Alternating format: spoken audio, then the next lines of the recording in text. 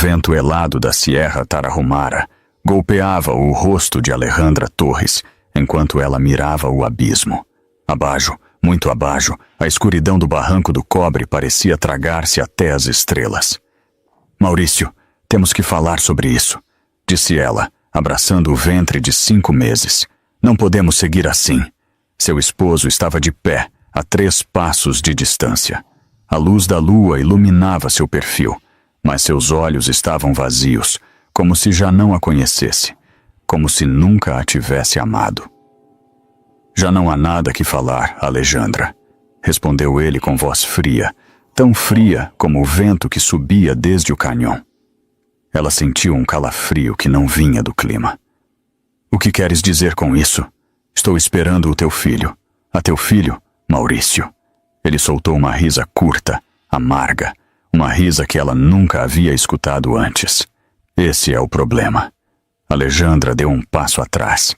Seus pés se acercaram perigosamente ao borde do precipício. As pedras pequenas rodaram para o vazio. Não entendo. O que está te passando? De entre as sombras dos pinos apareceu outra figura. Uma mulher, cabelo largo, tacones altos que não tinham lugar nesse terreno rochoso e uma sonrisa cruel que brilhava sob a lua. Verônica del Rio. "Lo que lhe pasa, querida", disse Verônica caminhando até Maurício e tomando-o do braço. "É que já não te necessita. Nunca te necessitou." Alejandra sentiu que o mundo se detinha. O vento deixou de soprar. Seu coração deixou de bater. Tudo ficou em silêncio exceto essa voz, essa maldita voz. "Verônica?", sussurrou. Tu és seu verdadeiro amor", completou Verônica, acercando-se mais a Maurício e besando-o na mejilha. "Sempre o fui. Tu só eras um estorvo conveniente." Maurício não a apartou, não disse nada. Só mirava Alejandra com esses olhos mortos. "Maurício, por favor." Alejandra estendeu a mão desesperada. "Dime que isto não é real. Dime que ela te obrigou, que te amenazou ou que..." "Ninguém me obrigou a nada", interrompeu ele finalmente. "Eu elegi a ela." As lágrimas começaram a rodar pelas mejilhas de Alejandra. Sua mão seguia estendida, temblando. Mas nosso bebê..." "Esse bebê", disse Verônica com desprecio, "arruinaria todos nossos planos. Maurício será governador de Chihuahua. Eu serei sua esposa. E tu já não existes." Alejandra retrocedeu outro passo. Uma pedra mais grande se desprendeu sob seu pé e caiu ao vazio. O sonido tardou vários segundos em chegar desde abaixo. Demasiados segundos. Não podem fazer isto", disse ela, a voz quebrando-se. "A gente saberá. Minha família perguntará. Minha empresa..." "Tua família crê que estás de viagem na Europa", disse Maurício, acercando-se lentamente. "Tua empresa pensa que tomaste um descanso pela gravidez. Ninguém está te buscando, Alejandra. Ninguém vai te buscar." Ela sentiu o vazio detrás dela, literalmente. O abismo esperava. "Maurício, por favor." Sua voz era apenas um sussurro. "Te amo. Por um momento. Só um momento." Algo pareceu brilhar nos olhos dele. Um destelo de dúvida, de humanidade. Mas Verônica tomou-o da mão e apertou. "Raslo", ordenou. "Raslo agora." Maurício deu 2 passos rápidos para diante. Alejandra levantou as mãos para proteger-se, para detenê-lo, para aferrar-se a algo. Mas só encontrou ar. As mãos de Maurício golpearam seu peito com força. Não foi um empurrão suave. Não foi um acidente. Foi um acto deliberado, cruel, final. Alejandra caiu para trás. Seus pés perderam contato com a terra. O vento rugiu em seus ouvidos. O céu estrelado começou a girar, alejando-se cada vez mais. Gritou. Gritou seu nome. Gritou por seu bebê. Gritou por sua vida. Mas o vento se tragou a seus gritos. O último que viu antes que a escuridão a envolvesse foi a silhueta de Maurício e Verônica, tomados da mão, mirando-a cair. E então, tudo se voltou negro. A corrente do rio Urique arrastou o corpo de Alejandra durante horas. Atravessou canhões, rocas, cascatas pequenas. O água helada a manteve inconsciente enquanto seu corpo flutuava como um trapo abandonado. Quando o sol começou a sair sobre as montanhas de Tihuahua, o rio mudou de direção. A corrente a levou para o oeste, atravessando territórios desconhecidos, bajando por arroios secretos que só os habitantes originários conheciam.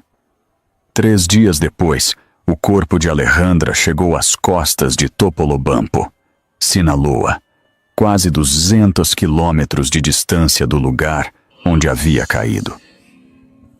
Um pescador chamado Elias Montoya a encontrou ao amanhecer, enredada entre as redes cerca da praia. Ao princípio, pensou que era um manequim. Ninguém poderia sobreviver a isso, mas então viu que seu peito subia e bajava. Apenas, quase nada, mas respirava. "Dona Loreto!" gritou Elias correndo para a casa mais próxima. "Dona Loreto, venha rápido! Há uma mulher! Está viva!" Loreto Ramírez, uma enfermeira retirada de 62 anos, saiu correndo com seu maletim médico. Quando viu a mulher empapada, golpeada, com o ventre inchado de gravidez, soube que estava frente a um milagre, ou frente a uma tragédia que ainda não terminava. "Ajude-me a levá-la adentro", ordenou Dona Loreto. "Rápido, antes que perca o bebê." Entre os dois carregaram Alejandra para a pequena casa de madeira.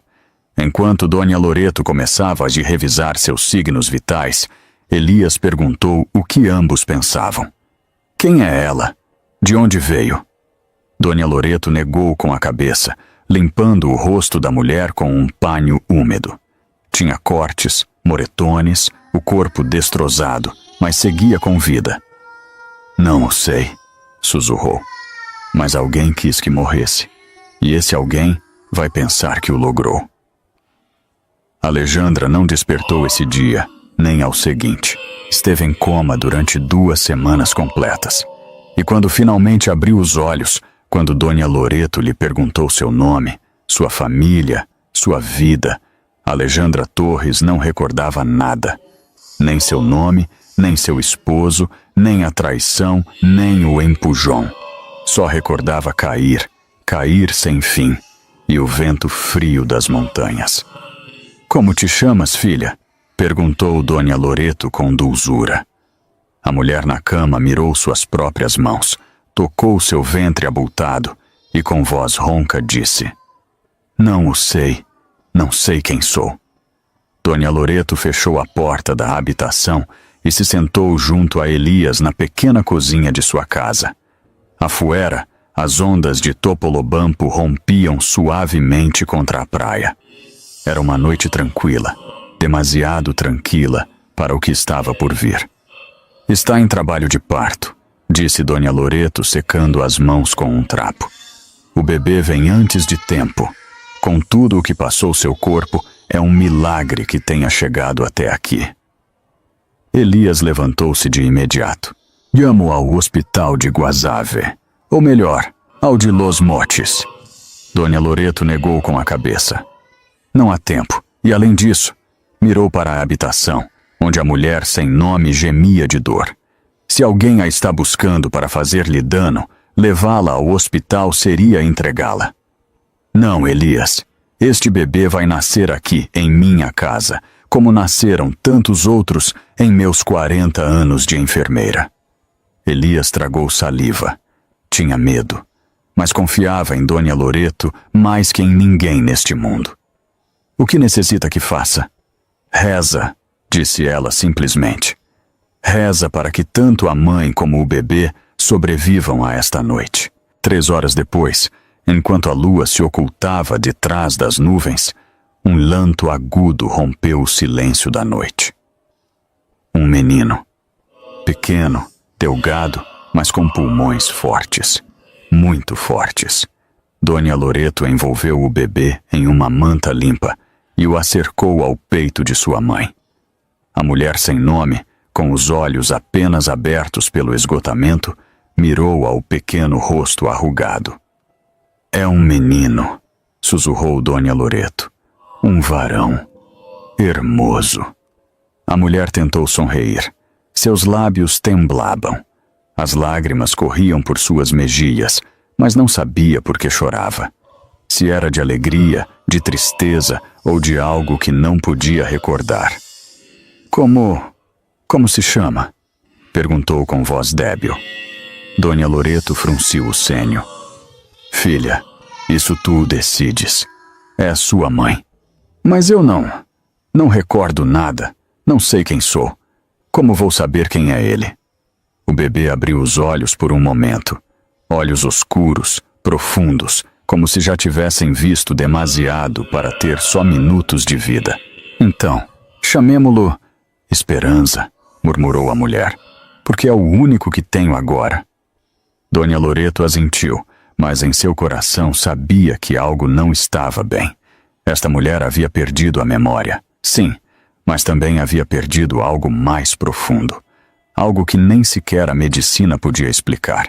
Havia perdido sua identidade, seu passado, seu futuro, que agora tinha um filho que dependia dela, sem saber sequer seu próprio nome. Passaram 2 meses.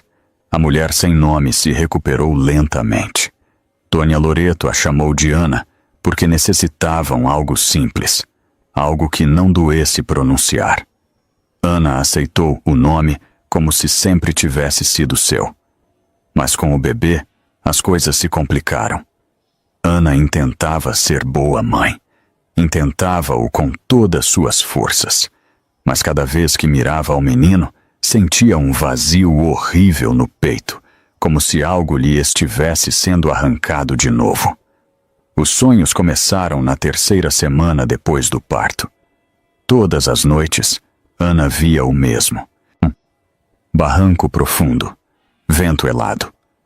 Uma mão empurrando-a, um grito que saía de sua garganta, mas que ninguém escutava, e sempre despertava empapada em suor, com o coração batendo tão rápido que pensava que ia explotar. Dona Loreto, disse uma manhã, enquanto alimentava o bebê. Creio que alguém me fez dano. Alguém me tirou. Alguém quis matar-me. A anciã deixou de lavar os pratos e se volteou lentamente. Recordas algo? Um rosto? Um nome? Ana negou com a cabeça, frustrada. Só sinto medo, todo o tempo, como se me estivessem perseguindo, como se não estivesse a salvo, como se ele tampouco estivesse a salvo. Dona Loreto se acercou e se sentou junto a ela. Pôs sua mão arrugada sobre a de Ana. Filha, escuta-me bem. Esse bebê necessita uma família que possa cuidá-lo. Uma família que não viva com medo. Uma família que possa dar-lhe amor, estabilidade, segurança. Tu ainda estás sanando. Não só teu corpo, tua mente, tua alma. Ana sentiu que o mundo se desmoronava de novo. O que está dizendo? Conheço uma família boa em Mazatlán. Gente de bem. Levam anos querendo adoptar um bebê. Poderiam dar-lhe tudo o que ele necessita. Não. Ana abraçou o menino contra seu peito. Não pode quitar-me-lo. É o único que tenho. Por isso mesmo, Ana, disse Dona Loreto com firmeza, mas com amor. Porque é o único que tens. Ele merece mais. Merece uma vida sem medos, sem pesadelos, sem um passado que o persiga, embora não o conheça. Ana llorou como nunca havia llorado, nem sequer quando despertou sem memória, porque esta perda sim a sentia. Esta perda era real, presente, devastadora. Não posso deixá-lo ir. Podes, sussurrou Dona Loreto, porque o amas. E o verdadeiro amor, às vezes, significa soltar. Uma semana depois, em um orfanato de Mazatlán, um casal de apelido Ramírez recebeu em seus braços um bebê de 2 meses. Llenaram os papéis, firmaram os documentos, deram-lhe um nome oficial, Caleb Ramírez. Desde a janela do 2º piso, Ana observava a cena, invisible, rota, destrozada. Viu como a mulher abraçava o bebê com tanta ternura que lhe doeu a alma. Viu como o homem besava a frente do menino, como se fosse o tesouro mais preciado do mundo. E viu como se marchavam em sua caminhoneta branca, levando-se a única razão pela qual ela havia sobrevivido. Dona Loreto apareceu de trás dela e pôs uma mão em seu ombro. Fizeste o correto, filha. Mas Ana não respondeu. Só seguiu mirando a caminhoneta até que desapareceu no horizonte. E então, por primeira vez desde que despertou sem memória, sentiu algo mais forte que o medo. Sentiu rabia. Não sabia contra quem. Não sabia por quê. Mas a sentia ardendo dentro dela como fogo. Alguém lhe havia quitado sua vida, sua identidade, seu passado. E agora lhe haviam quitado seu filho. Embora não recordasse quem era. Embora não soubesse seu nome. Embora não conhecesse sua história. Uma coisa sim sabia, com certeza. Algum dia, de alguma forma, ia recuperá-lo tudo. Os anos passaram em Topolobampo como as ondas. Um tras outro, constantes, implacáveis.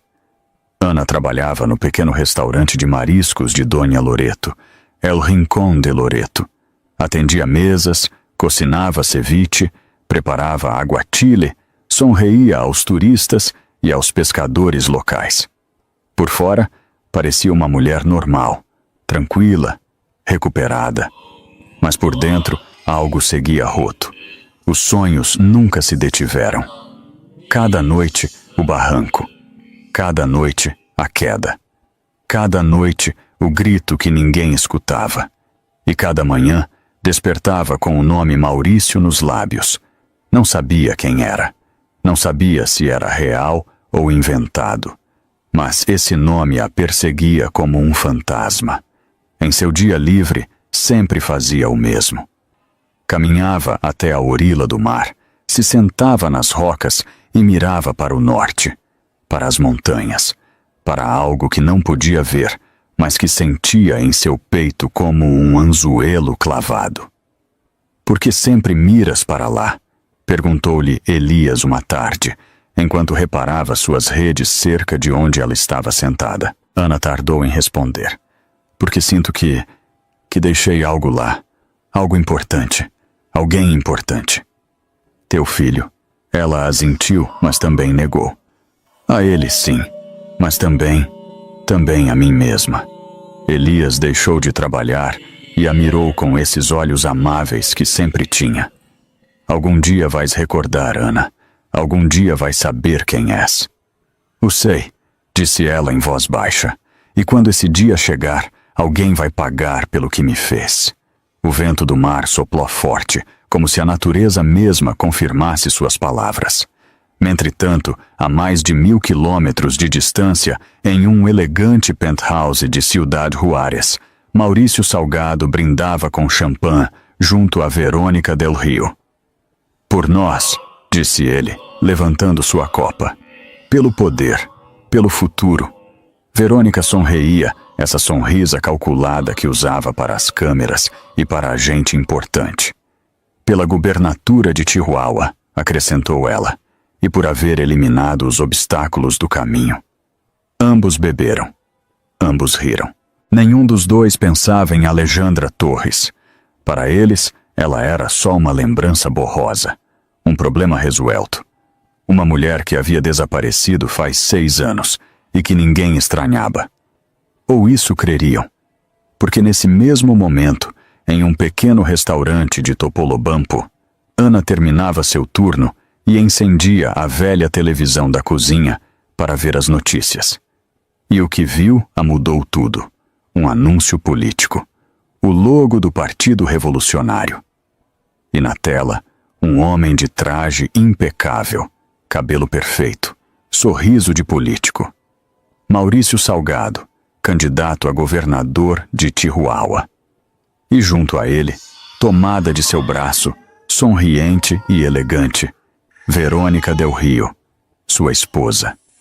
O prato que Ana sostinha caiu ao piso e se fez pedaços. Seu coração se detive. Sua respiração se cortou. E de golpe, como um raio atravessando seu cérebro, tudo voltou. Tudo. Seu nome, sua empresa, sua gravidez, o barranco, o empujão, a traição, o bebê, seu bebê. Ana se aferrou à mesa para não cair. As imagens a golpeavam uma tras outra, como ondas furiosas. Dona Loreto entrou correndo desde o comedor ao escutar o ruído. Ana, o que passou? Mas Ana já não era Ana. Levantou a vista para a televisão, onde Maurício seguia falando de justiça, de honestidade, de família. E com uma voz que não havia usado em 6 anos, com uma voz que saía desde o mais profundo de seu ser, disse: "Meu nome não é Ana. Meu nome é Alejandra Torres. E esse homem me matou." Dona Loreto ficou helada. Na televisão, Maurício Salgado seguia sorrindo, sem saber que a mulher que havia empurrado ao abismo faz 6 anos acabava de regressar de entre os mortos. Alejandra ficou de pé no meio da cozinha, temblando. 6 anos de lembranças a golpeavam ao mesmo tempo. Sua vida anterior, sua empresa de consultoria empresarial em Monterrey, seu matrimônio com Maurício, as viagens, as promessas, as mentiras. E Verônica. Sempre Verônica. Sua suposta melhor amiga desde a universidade.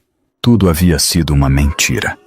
Dona Loreto a tomou do braço e a ajudou a sentar-se. "Respira, filha. Respira despacio." Mas Alejandra não podia respirar, porque agora também recordava o mais doloroso.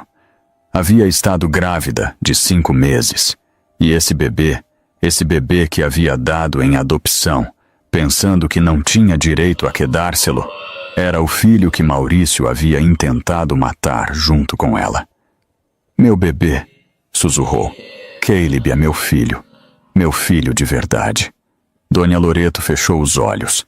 Havia-o sospechado desde sempre, mas escutá-lo em voz alta doía diferente. "Sinto muito, Alejandra. Se tivesse sabido..." "Não", a interrompeu Alejandra levantando a vista.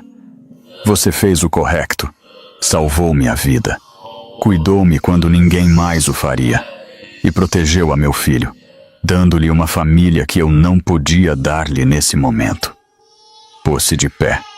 Suas pernas temblavam, mas se manteve firme. "Mas agora sim sei quem sou, e sei o que tenho que fazer." "O que vais fazer?" perguntou Dona Loreto com preocupação. "Esse homem é poderoso. Tem dinheiro, influência, contactos políticos. E eu tenho algo que ele não tem", disse Alejandra, mirando novamente a televisão, onde o rosto de Maurício seguia aparecendo. "Tenho a verdade e tenho tempo, todo o tempo do mundo." Elias entrou nesse momento com uma rede cheia de camarões. "O que está passando aqui? Por que Ana está?" "Meu nome é Alejandra", disse ela volteando-se para ele, "e necessito sua ajuda." Os dois. Durante as seguintes 3 semanas, Alejandra não saiu do quarto que Dona Loreto lhe havia dado. Pediu que lhe trouxessem todas as notícias, todos os jornais, toda a informação disponível sobre Maurício Salgado. Estudou-o como um cirurgião estuda um tumor antes de operá-lo, com precisão, sem emoções, com um só objetivo: eliminá-lo. Descobriu que Maurício havia herdado a fortuna de seu pai, um empresário da construção em Chihuahua, que se havia casado com Verônica Del Rio apenas 8 meses depois da desaparição de Alejandra, que tinham uma fundação de beneficência que supostamente ajudava mulheres vítimas de violência. A ironia era tão cruel que Alejandra teve que morder uma almofada para não gritar. Também descobriu que Verônica tinha um irmão, Derek Del Rio, um advogado com escritórios em Tijuana e Ciudad Juárez. Aparecia em várias fotos junto a Maurício. Demasiadas fotos. Demasiada cercania. Família feliz, pensou Alejandra com amargura. Todos cúmplices, todos sujos. Mas o mais importante que descobriu foi isto. Maurício estava preparando sua candidatura para governador. As eleições seriam em 4 anos. Ele necessitava tempo para construir sua imagem, para limpar seu nome, para fazer contactos. Alejandra sorriu pela primeira vez em 3 semanas. Uma sorrisa fria, calculadora. Já sei como destruir-te, murmurou mirando a foto de Maurício no jornal. Vou preparar-me, vou estudar. E quando estiveres no mais alto, quando creres que ganhaste, aí vou aparecer. Tocaram a porta. Era Dona Loreto. Filha, tens que comer algo. Levas dias sem provar bocado. Alejandra abriu a porta. Já não era a mulher destruída de faz 3 semanas.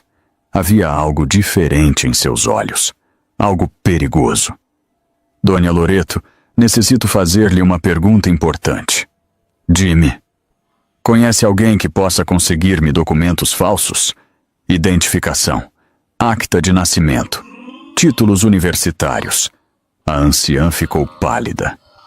Alejandra, isso é ilegal, perigoso. Mas perigoso é o que vou fazer sem proteção, respondeu Alejandra.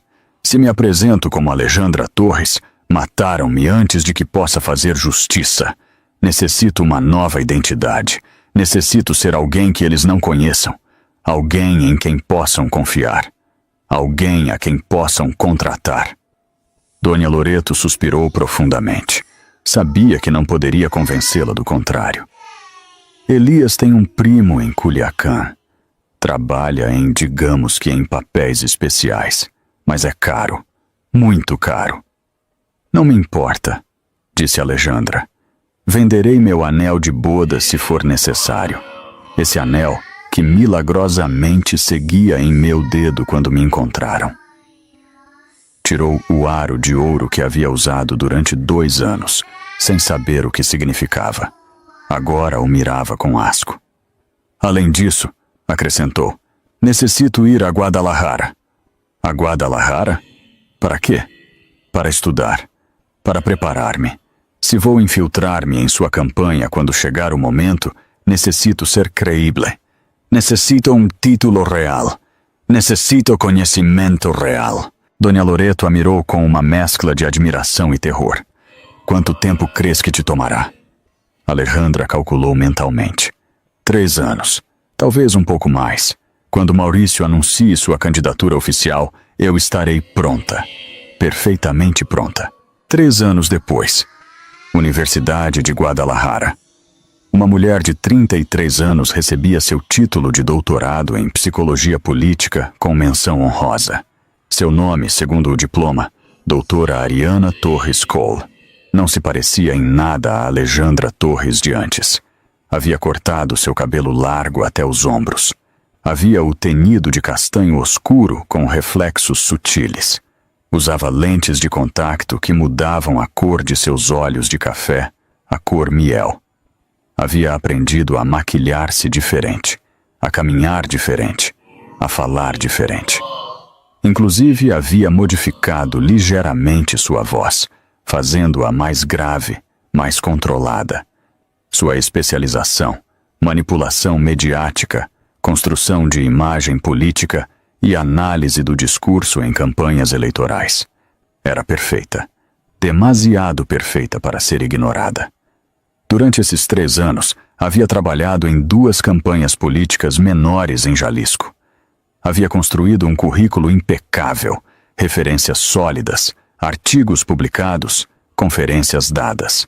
E o que o mais importante, havia aprendido a ler as pessoas, a detectar suas debilidades, a encontrar seus segredos, exatamente o que precisava para destruir Maurício Salgado. Uma tarde de maio, Ariana estava em seu pequeno departamento em Guadalajara, quando recebeu uma chamada de Dona Loreto. Filha, encende as notícias. Canal 5. Ariana obedeceu, e o que viu a fez sonreír. Maurício Salgado acabava de anunciar oficialmente sua candidatura para governador de Chihuahua. A campanha começaria em 3 meses. Estava buscando consultores de imagem, profissionais, os melhores. É hora, murmurou Ariana. Está segura disto? Perguntou Dona Loreto desde o telefone. Todavia podes echar-te para trás. Todavia podes viver tua vida em paz. A paz, disse Ariana, não é possível enquanto ele siga respirando, enquanto ela siga sorrindo, enquanto meu filho cresça sem saber que sua mãe está viva. Houve silêncio do outro lado. Averiguaste algo sobre Caleb? Ariana sentiu um nudo na garganta, mas o tragou. Vive em Hermosillo, Sonora. A família que o adotou mudou-se faz 1 ano. Tem 6 anos agora. Vai a uma escola privada. Gosta de futebol. Está aprendendo a tocar a guitarra. Como sabes tudo isso?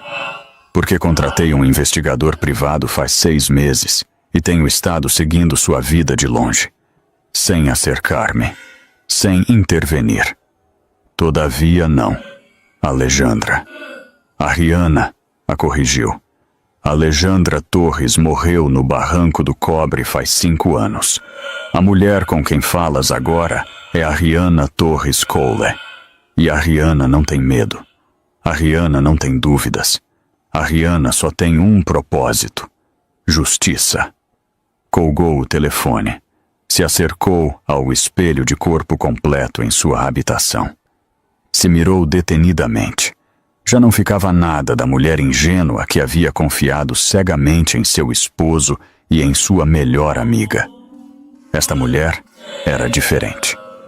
Esta mulher havia sobrevivido ao impossível. Havia parido na dor. Havia entregado seu filho. Havia renascido das cenizas e agora estava pronta para a guerra. Sacou sua laptop e começou a redactar um correio eletrônico.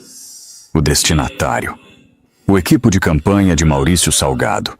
Assunto: proposta de consultoria em imagem política. Estimado equipo, meu nome é doutora Ariana Torres Cole, especialista em psicologia política e construção de imagem pública. Tenho trabalhado em campanhas exitosas em Jalisco e tenho experiência específica em demografia do norte do México. Gostaria de oferecer meus serviços como consultora para a campanha do senhor Maurício Salgado. Adjunto meu currículo e referências. Quedo atenta à sua resposta. Saudações cordiais. Doutora Ariana Torres Cole. Adjuntou os documentos. Revisou o correio 3 vezes e pressionou enviar. A mensagem viajou pela internet, atravessou centos de quilômetros e chegou a um escritório em Ciudad Juárez, onde um assistente de campanha o abriu, leu o currículo e pareceu-lhe impressionante. Reenviou-o a seu superior, quem, à sua vez, o reenviou ao coordenador geral. E 2 dias depois, o telefone de Ariana. Sonou. Doutora Torres Cole? Sim, ela fala. Llamo-lhe do equipo de campanha do senhor Maurício Salgado. Gostaria nos agendar uma entrevista com você.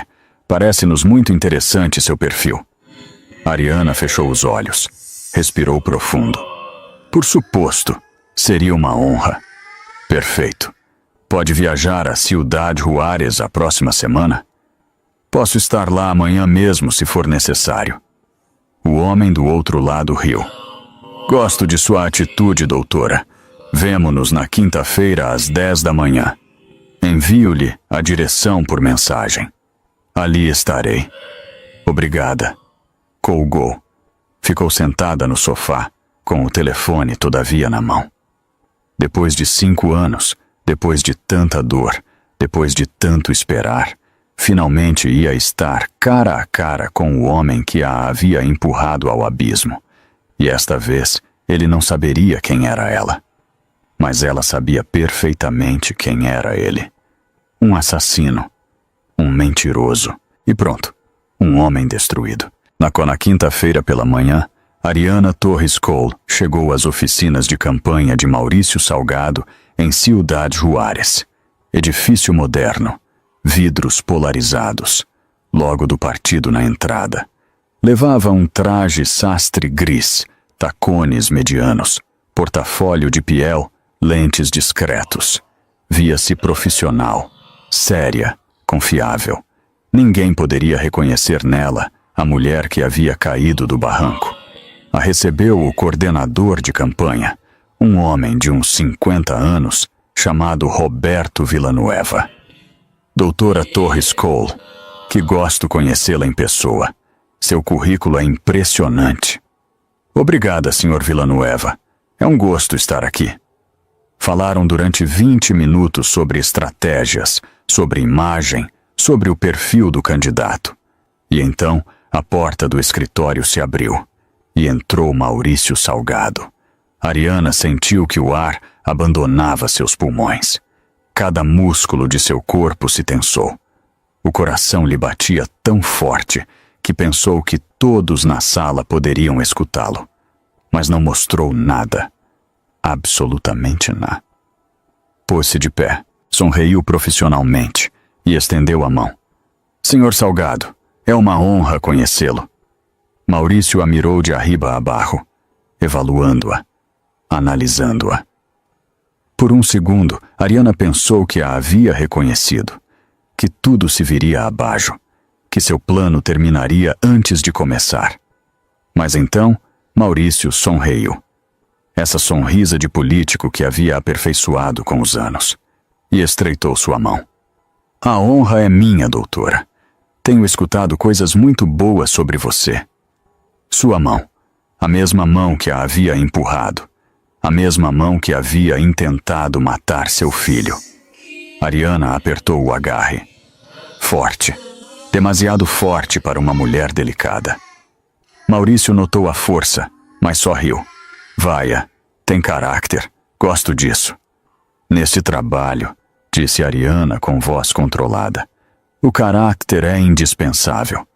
Então creio que vai encajar perfeitamente em nosso equipo. Roberto Villanueva aplaudiu. Isso significa que está contratada, senhor? Maurício não deixou de mirar Ariana, como se tratara de recordar algo, como se algo nela lhe resultara vagamente familiar. Mas era impossível. Alejandra Torres estava morta. Ele mesmo se havia assegurado disso. Sim, disse finalmente. Está contratada. Bem-vinda ao equipo, doutora Torres Cole. Ariana sorriu. Uma sorrisa perfeita. Profissional. Não se arrependerá, senhor Salgado. Prometo-lhe que esta campanha será inolvidável. Ariana Torres Cole chegou a segunda-feira pela manhã às oficinas de campanha com seu portafólio e uma determinação de aço. Maurício Salgado estava em uma reunião com seu equipo financeiro, assim que Roberto Villanueva a apresentou ao resto do pessoal. Havia 12 pessoas em total. Publicistas, desenhadores gráficos, community managers, analistas de dados e o fotógrafo oficial de campanha. Todos jovens, todos ambiciosos, todos dispostos a vender sua alma com tal de estar do lado ganhador. A doutora Torres Cole estará a cargo da imagem pública do senhor Salgado, explicou Roberto.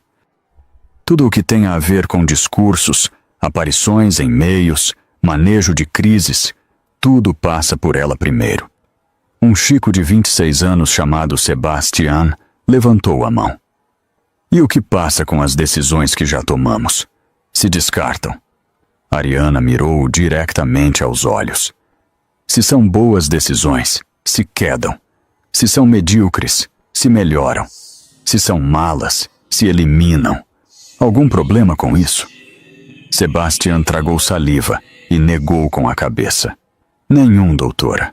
Bem, Ariana sorriu. Então comecemos. Durante as seguintes 4 horas, revisou cada material publicitário, cada proposta de evento, cada linha de discurso que o equipo havia preparado. E os destruiu, não com crueldade, mas com precisão cirúrgica, señalando cada erro, cada debilidade, cada oportunidade perdida. Ao final da reunião, todo o equipo a mirava com uma mescla de respeito e medo, exatamente como ela queria. Dia 3. Primeiro encontro a solas com Maurício. Maurício chamou-a a seu escritório privado, um espaço grande, moderno, com vista à cidade, quadros de arte contemporânea nas paredes, um escritório de caoba, tudo desenhado para impressionar. Doutora, tome asiento, disse ele señalando uma sila frente a seu escritório. Ariana se sentou, cruzou as pernas, sacou sua tableta. Em que posso ajudá-lo, Sr. Salgado? Maurício se recostou em sua sila, estudando-a. Quero saber o que realmente pensa de mim, não a versão profissional, a verdade. Ariana alçou uma ceja. Está seguro de que quer ouvir isso? Completamente. Ela deixou a tableta a um lado e o mirou diretamente. Você é carismático, inteligente, sabe como dominar uma sala, mas tem um problema grave, sua esposa. Maurício se tensou visivelmente. Perdão? Verônica Del Rio projeta ambição, não calidez humana, não empatia. Os votantes necessitam crer que a futura primeira-dama se preocupa por eles. Ela parece preocupar-se só pelas câmeras. Maurício apertou a mandíbula. Ariana sabia que havia dado no branco. Verônica é complicada, admitiu finalmente. Mas é minha esposa. Vem no pacote. Então há que trabalhar em sua imagem, disse Ariana tomando notas. Eventos com crianças, visitas a asilos, trabalho comunitário, coisas que a humanizem. E o que há de mim? O que devo mudar? Ariana mirou-o fixamente. Por dentro, seu coração gritava. Por fora, seu rosto permanecia neutro. Deve parecer mais honesto. Mais honesto? Sim, porque os votantes podem perdoar muitas coisas, Sr. Salgado. Podem perdoar erros. Podem perdoar inexperiência. Mas não perdoam a falsidade. E você, com todo respeito, tem cara de político tradicional, de alguém que promete e não cumpre. Maurício levantou-se bruscamente. Caminhou para a janela. Sabe quantas pessoas me têm dito isso mesmo? Então talvez deveria começar a escutá-las. Houve um longo silêncio, tenso. Finalmente, Maurício girou-se. Gosto de você, doutora. É directa, não joga jogos. A maioria diz-me o que quero ouvir. Você diz-me o que necessito ouvir. Por isso me contratou, respondeu Ariana. Se quisesse alguém que lhe aplaudisse tudo, teria contratado um payaso. Maurício riu, uma risa genuína. Tem razão. Muito bem, adiante. Hás-me parecer honesto, embora não o seja. As palavras saíram de sua boca com tanta naturalidade que Ariana sentiu náuseas, mas sorriu. Farei meu melhor esforço, senhor. Sexta-feira à tarde. Aparição de Verônica Del Rio. Verônica apareceu nas oficinas como um furacão. Tacones Louboutin. Vestido Chanel. Perfume caro que higienava toda a sala. Onde está meu esposo? Perguntou ao assistente de recepção, sem sequer mirá-lo. Em reunião com a doutora Torres Cole, senhora. A doutora quem? A nova consultora de imagem. Verônica frunciu o senho. Ninguém lhe havia informado de nenhuma consultora nova. Sem tocar, abriu a porta do escritório de Maurício. E ali estava ele, sentado muito cerca de uma mulher elegante, mirando juntos uma apresentação na laptop. Demasiado cerca, Maurício, disse Verônica com voz helada. Não sabia que tínhamos visitas. Maurício levantou a vista, claramente molesto pela interrupção. Verônica, querida, permite-me apresentar-te a doutora Ariana Torres Cole, nossa nova consultora de imagem. Ariana levantou-se e estendeu a mão com uma sonrisa profissional. Muito gosto, senhora Salgado. Tenho ouvido muito sobre você. Verônica mirou a mão estendida como se fosse algo contagioso. Logo, com desdém, a estreitou apenas um segundo antes de soltá-la. Que raro, disse Verônica. Porque eu não tenho ouvido nada sobre você. A tensão na sala era palpável. Maurício levantou-se rapidamente. Ariana acaba de unir-se ao equipo esta semana. Estava por chamar-te para contar-te. É especialista em psicologia política. Estudou em Guadalajara. Tem um currículo impressionante. Que maravilha, disse Verônica sem entusiasmo. Maurício, necessito falar contigo. A sós. Ariana recolheu suas coisas com calma. Claro, sem problema. Já terminamos por hoje. Senhor Salgado, vemo-nos à segunda-feira para revisar os discursos. Enquanto passava junto a Verônica caminho à porta, Ariana percebeu algo em seus olhos. Algo que conhecia muito bem. Celos. Verônica estava celosa. E isso podia ser útil. Segunda-feira. Primeiro evento público.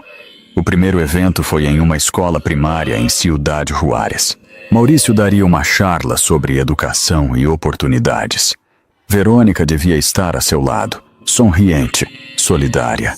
Mas Ariana notou em seguida que algo andava mal. O linguagem corporal de Verônica era frio, distante. Cada vez que Maurício intentava tocar seu braço, ela se apartava sutilmente. Problemas no paraíso, pensou Ariana. Perfeito. Depois do evento, enquanto o equipo guardava o equipo, Ariana viu Verônica discutindo com Maurício junto à caminhoneta. Se acercou um pouco, fingindo revisar suas notas. Não me importa se é competente, sussurrava Verônica. Não gosto dela. Há algo nela que não me agrada. Não gostas de ninguém que eu contrate, respondeu Maurício, cansado. É uma profissional. Só isso. Profissional. Verônica riu com amargura. Vi como a miras, como te acercas a ela. Crês que sou estúpida? Agora está sendo ridícula. Ridícula. Ridícula. Depois de tudo o que fizemos juntos, depois de tudo o que sacrifiquei por ti, me chamas ridícula? Maurício mirou a seu redor nervoso, notando que algumas pessoas começavam a observar. Baixa a voz, ordenou em um sussurro furioso. Estamos em público. Ao diabo com o público. Mas... Verônica baixou a voz de todos modos. Desraste dela, ou o farei eu. Maurício agarrou-lhe o braço com força. Demasiada força. Não farás nada, entendes-me? Nada. Ela se queda. Ponto final. Verônica mirou-o com tal ódio que por um momento pareceu que ia abofeteá-lo ali mesmo. Mas logo sorriu. Essa sorrisa falsa, fria, que usava frente às câmeras. Está bem, querido. Como queiras. Se soltou do agarre e caminhou para a caminhoneta, seus tacones ressonando furiosos sobre o asfalto. Ariana se alejou rapidamente antes de que alguém a visse, mas seu coração batia com força. Não de medo, mas de satisfação, porque acabava de ver uma grieta no matrimônio perfeito de Maurício e Verônica. Uma grieta pequena, mas as grietas pequenas sempre crescem, e Ariana sabia exatamente como fazê-las explotar. 2 semanas depois. Aparição de Derek Del Rio. Derek Del Rio chegou às oficinas uma tarde de quinta-feira. Alto, apuesto, vestido com um traje italiano que provavelmente custava mais que o salário mensal de todo o equipo. Era o irmão de Verônica e advogado de Maurício. Ariana estava em seu escritório temporal quando Roberto a chamou. Doutora, O Sr. Del Rio quer conhecê-la. Seu coração deu um salto, mas seu rosto não mostrou nada. Claro, diga-lhe que estarei ali em 1 minuto. Respirou hondo. Revisou sua aparência no espelho. Ajustou os lentes. Repasou mentalmente quem era. Ariana Torres Cole. Doutora.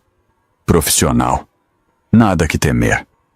Derek estava na sala de conferências, mirando pela janela com uma copa de vinho tinto na mão. Em pleno dia, como se fosse dono do lugar. Senhor Del Rio, disse Ariana ao entrar. Um prazer conhecê-lo. Derek girou-se. Seus olhos eram do mesmo cor que os de Verônica. Marrones oscuros, calculadores. Doutora Torres Cole, disse ele, estudando-a de pés à cabeça. Tenho ouvido muitas coisas sobre você. Espero que sejam boas. Interessantes, digamos. Caminhou a seu redor como um tubarão rodeando a sua presa. A minha irmã não lhe agrada. Sua irmã não me conhece. Exato. Derek deteve-se frente a ela. E isso me faz perguntar. Por que alguém tão qualificada como você estava disponível justo quando a necessitávamos? Por que alguém que trabalhou em campanhas em Jalisco de repente quer trabalhar em Chihuahua? Ariana sostinha seu olhar, sem parpadear. Porque as campanhas em Jalisco eram pequenas. Esta é grande, e quero crescer em minha carreira. Assim de simples. Nada é simples neste negócio, doutora. Por isso investiguei sua formação antes de aceitar o trabalho. Derek alçou uma ceja. Investigou? Claro. O senhor Maurício Salgado, empresário respeitado, família tradicional, sem escândalos públicos, matrimônio estable, filantropia comprovada, o candidato perfeito para trabalhar. Sem escândalos públicos, pensou com amargura, porque ninguém sabe que assassinou a sua primeira esposa. Derek parecia satisfeito com a resposta, mas não completamente convencido. Também fiz algumas investigações sobre você, doutora. O coração de Ariana se detive, mas seu rosto seguiu sereno. E o que encontrou? Muito pouco na realidade. Historial limpo, talvez demasiado limpo. Não entendo o que quer dizer. Quero dizer, Derek deu um passo mais cerca. Que você apareceu do nada faz 3 anos. Antes disso, sua ruela digital é mínima, quase inexistente. Como se a doutora Ariana Torres Cole não existira antes de 2023. Ariana sentiu o suor frio na espalda, mas forçou uma risa. Senhor Del Rio, não sou uma criminal, só sou uma pessoa reservada. Não uso redes sociais, não publico minha vida em linha. Isso me faz sospechosa? Derek a estudou um largo momento. Não necessariamente, mas causa-me curiosidade. A curiosidade é saudável, disse Ariana. Mas às vezes a gente busca mistérios onde só há privacidade. Talvez. Derek terminou seu vinho. De todos modos, a estarei observando, por precaução. Como deseje. Ele caminhou para a porta, mas deteve-se antes de sair. Uma última coisa, doutora. Maurício é como um irmão para mim.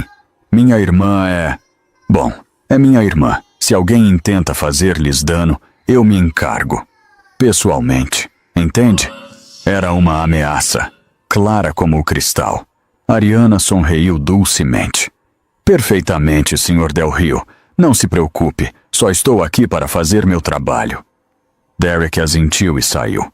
Quando a porta se fechou, Ariana deixou-se cair na sila. As mãos lhe temblavam. Derek era perigoso. Mais perigoso que Maurício. Mais perigoso que Verônica. Porque era inteligente, desconfiado e tinha recursos para investigar. Tinha que ser mais cuidadosa. Muito mais cuidadosa. Mas também tinha que acelerar o plano.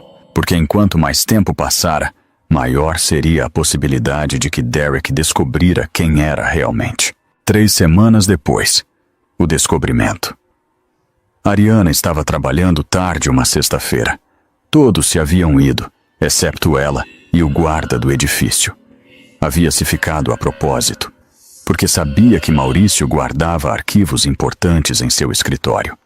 Arquivos que precisava ver. Às 11 da noite, quando o guarda fazia sua ronda do segundo piso, Ariana entrou ao escritório de Maurício. A porta estava fechada com chave, mas ela havia aprendido a forçar cerraduras durante seus anos de preparação. Habilidades úteis quando planeias destruir a um homem. Entrou. Fechou a porta atrás de si. Encendeu só a lâmpada do escritório para não chamar a atenção. Começou a revisar os arquivos, contratos, propostas, correspondências. E então, em uma carpeta marcada como assuntos privados, o encontrou. Documentos financeiros, transferências bancárias, contas offshore nas Ilhas Caimã, empresas fantasma registradas no Panamá. E todas as transações tinham algo em comum. A firma de Derek Del Rio. Lavagem de dinheiro? Sussurrou Ariana. Obviamente. Tomou fotos com seu celular. Cada página, cada documento, cada transferência. Estava a ponto de fechar a carpeta quando encontrou algo mais. Um sobre Manila, sem etiqueta. O abriu. E o que viu dentro fez que seu coração se detivesse. Eram fotos. Fotos antigas, de faz 5 anos. Fotos dela, de Alejandra Torres, no barranco, antes da queda. E debaixo, uma nota escrita à mão com a letra de Verônica. Eliminada. Problema resuelto. Podemos seguir. As lágrimas hienaram os olhos de Ariana. Não de tristeza, de fúria. Haviam guardado as provas, como troféus, como lembranças de seu crime. Era tão arrogante, tão estúpido, tão... O que fazes aqui? Ariana congelou-se. Girou-se lentamente. Na porta, com os braços cruzados e uma expressão mortal, estava Verônica Del Rio. E em sua mão tinha uma arma. O tempo pareceu detener-se.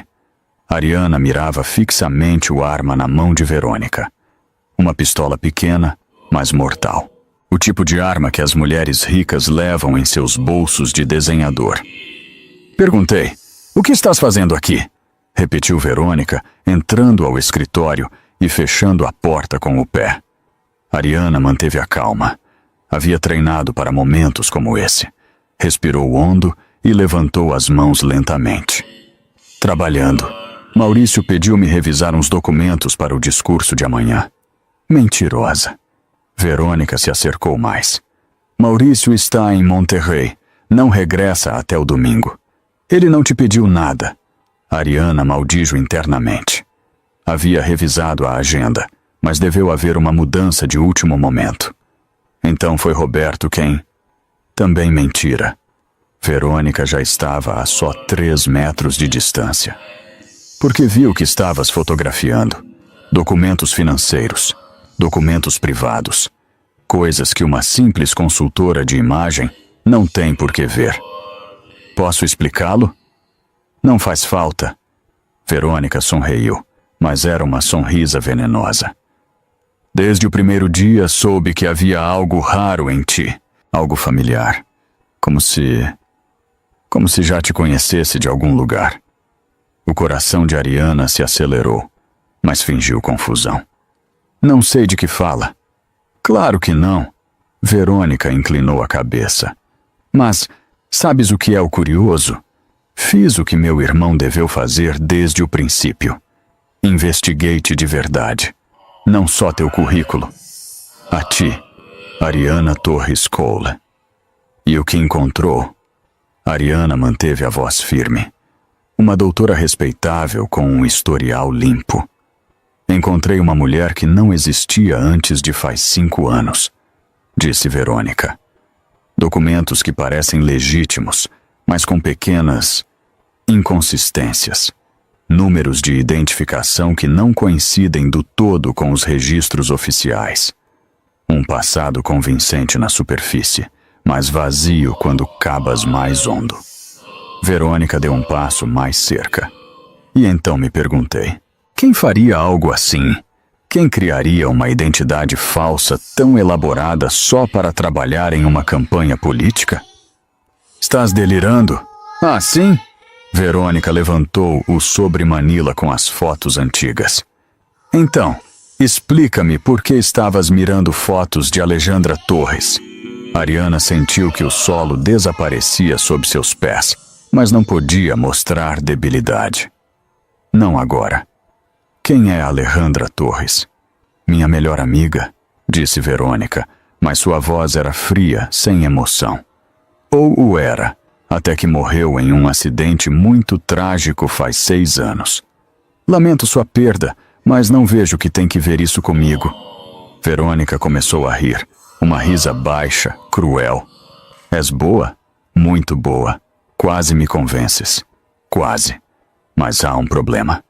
Se acercou ainda mais, o arma agora apontando direto ao peito de Ariana. Tens os mesmos olhos que ela. O quê? Os olhos. Verônica entrecerrou os seus. Mudaste o cabelo, o peso, inclusive a forma de falar. Mas os olhos não mudam, especialmente quando estão cheios de ódio, como os teus agora. Ariana não respondeu. Não podia, porque Verônica tinha razão, e ambas o sabiam.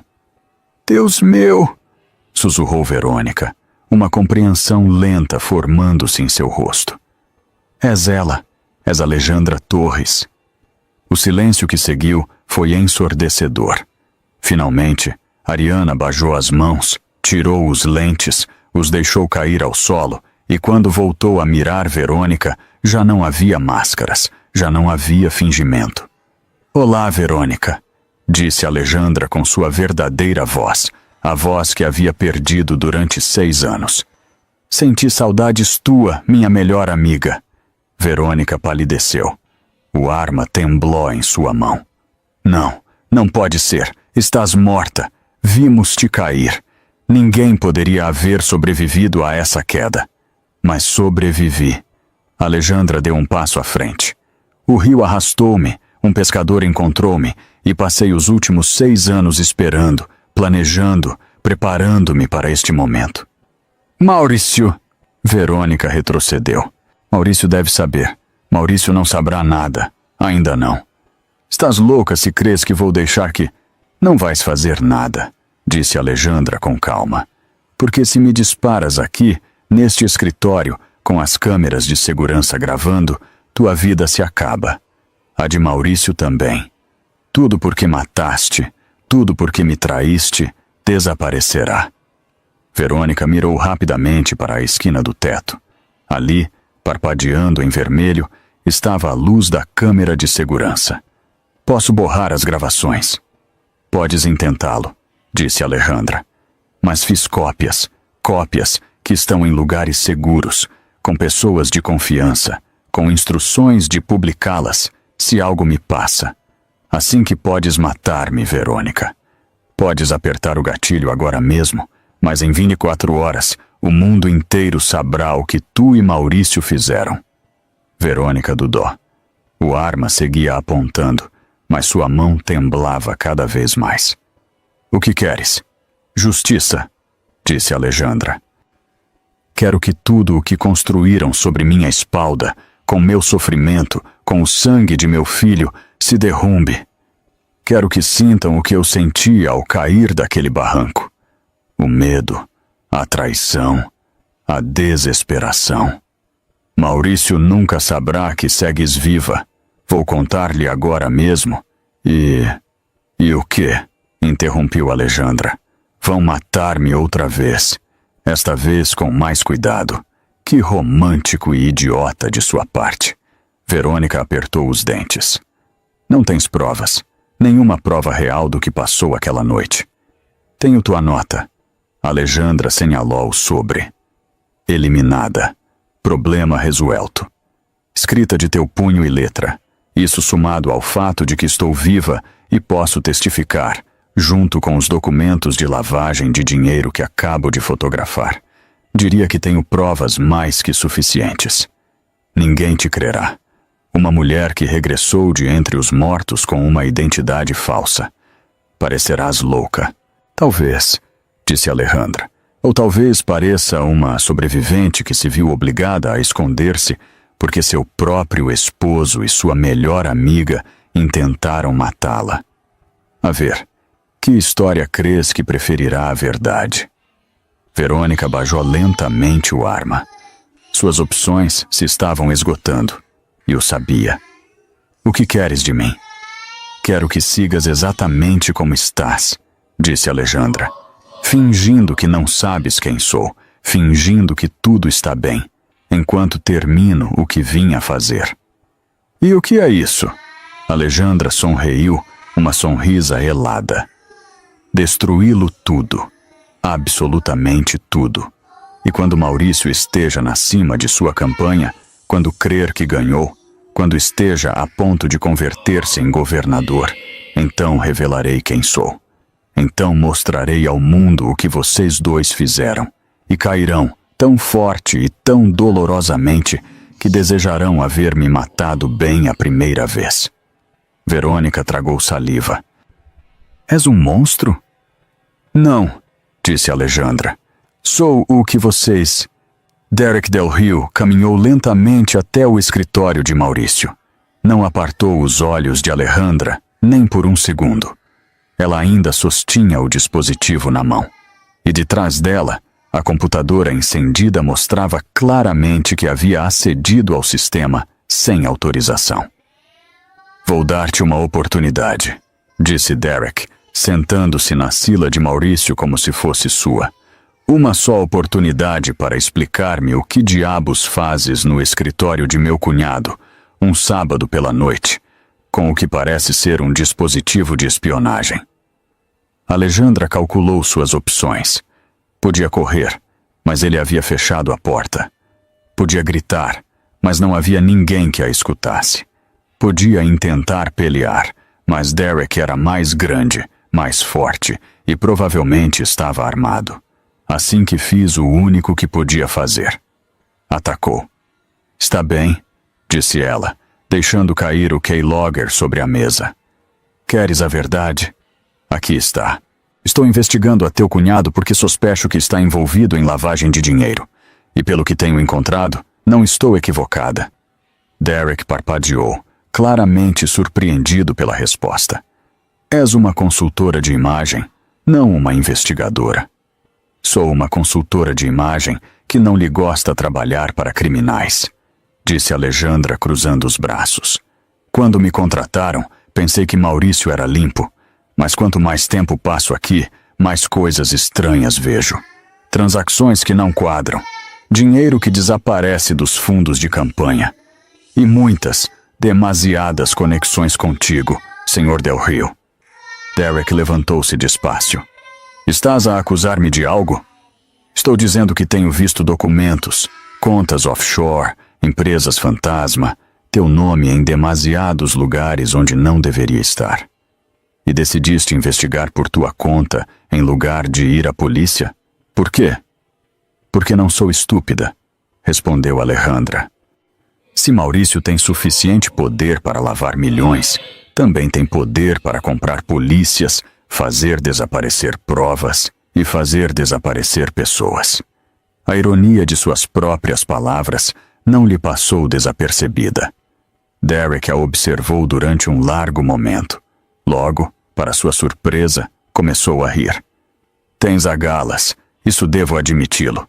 Invades o escritório do candidato para o que trabalhas, instalas dispositivos de espionagem e, quando te descobrem, tens a audácia de lançar acusações.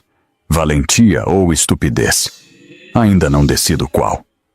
Nenhuma das duas, disse Alejandra. É autopreservação. Não quero ser cúmplice de algo ilegal. E muito menos quero que meu nome apareça nos jornais quando tudo isto explote. Se é que explote. Sempre explote, replicou Alejandra, dando um passo adiante. Os políticos corruptos sempre caem. Sempre. A única questão é quando. E eu prefiro estar longe quando isso passe. Derek tomou o keylogger da mesa e o examinou com atenção. Este dispositivo? Onde o conseguiste? Internet. Hoje em dia podes comprar qualquer coisa em internet. E o que ias fazer exatamente com a informação que obtivesses? Guardá-la, disse Alejandra, como seguro, em caso de que algo me passasse, em caso de que decidissem que eu sabia demasiado, em caso de que decidíssemos matar-te, interrompiu Derek com uma sonrisa helada. Como minha irmã quis fazê-lo faz 3 semanas quando te encontrou no escritório. Alejandra sentiu o solo mover-se sob seus pés. Ela contou-te. Minha irmã conta-me tudo. Derek guardou o keylogger no bolso. Disse-me que te encontrou revisando documentos privados, que te apontou com uma arma, e que de alguma maneira a convenceste de deixar-te ir. Sempre me perguntei como o lograste. Lógica, disse Alejandra. Expliquei-lhe que matar-me só traria problemas, que era melhor deixar-me terminar meu trabalho e desaparecer em paz. Mas não estás desaparecendo em paz, verdade? Derek começou a caminhar a seu redor como um depredador. Estás urgando, buscando, reunindo provas, quase como se tivesses uma motivação pessoal. Minha motivação é não ir à prisão. Não, disse Derek, detendo-se frente a ela. Tua motivação é outra, e vou descobri-la. Sacou seu telefone do bolso e começou a marcar. O que fazes? Perguntou Alejandra com o pânico subindo por sua garganta. Chamar a polícia para reportar uma intrusão. Espionagem. Veremos como explicas tudo isto. Espera. Por que deveria? Por quê? Disse Alejandra respirando hondo, tomando a decisão mais arriesgada de sua vida. Se chamas a polícia, vou contar tudo o que sei. Sobre as contas offshore. Sobre a lavagem de dinheiro. Sobre as conexões com o cartel. Tudo. E embora não me creiam ao princípio, vão investigar. E quando investiguem, o encontrarão. E tu, teu cunhado e tua irmã irão à prisão. Todos. Derek baixou lentamente o telefone. Estás a chantagear-me. Estou a oferecer-te um trato, disse Alejandra, forçando uma calma que não sentia. Deixa-me ir. Deixo-te o keylogger. Termino meu contrato nos próximos 2 meses e desapareço de suas vidas para sempre. Sem escândalos, sem polícia, sem problemas. E as provas que já reuniste? Destruirei-as. Todas. Tens minha palavra. Derek riu com desprecio. Tua palavra não vale nada para mim, doutora. Ou deveria dizer, Alejandra. O mundo se detive. O ar desapareceu da habitação. Alejandra sentiu como se lhe tivessem dado um golpe no estômago. O quê? O que disseste? Escutaste-me.